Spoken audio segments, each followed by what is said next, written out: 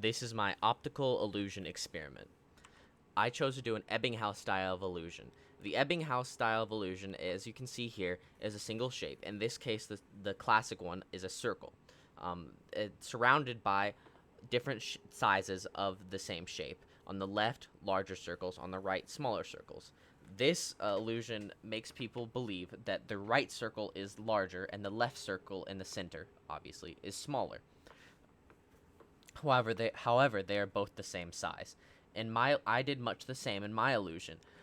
However, I switched it so the left would be what would typically be considered the larger center shape, and the right the smaller center shape. I did this as to avoid people bringing in their own biases from seeing the Ebbinghaus illusion before into the experiment.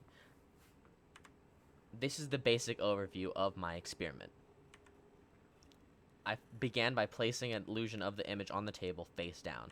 I then had my participant, in this case my mother, sit in front of the paper, and she is given a pen. The participant is then asked to flip over the paper and observe the image. The participant is asked to then mark which image is larger, left or the right. Then I observed the participant, my mother, while she is doing this. I note facial expression as she marks the paper and after, before she hands it in to me, and I note the amount of time it takes, between her looking at the paper and marking, and after her marking and handing it in to me. I then collect the paper and note which image has been marked. I then This experiment is repeatable as I have retained the image and can be done with willing participants over and over again.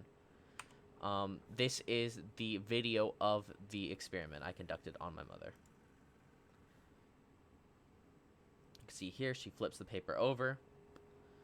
She doesn't look at it for that long, marks the image, but looks at it for a long time after as if unsure of whether she made the right decision. Those are the kind of notes that you would want to make as you conducted the experiment. The results of the experiment were my hypothesis was in fact confirmed. Yes, the image on the left was marked as larger. However, even though my hypothesis was confirmed, there are several improvements that could be made to this experiment. The first one being a larger sample size. As this was only a sample size of 1, it's not statistically relevant. However, I do believe that small experiments like this are important as they allow you to further refine the hypothesis and your methodology before you move on to larger, more statistically relevant experiments. The second improvement that could be made is a more controlled environment. My dining room table is not the best environment for creating a statistically relevant experiment.